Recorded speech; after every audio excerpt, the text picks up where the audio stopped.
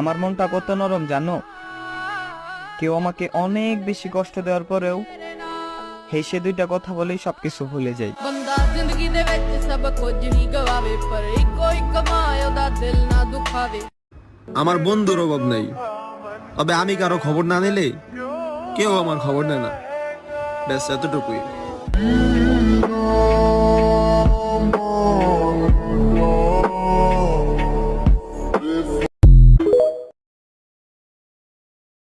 কত মানুষে হাসাইছি আর এখন নিজেই হাসতে ভুলে গেছি।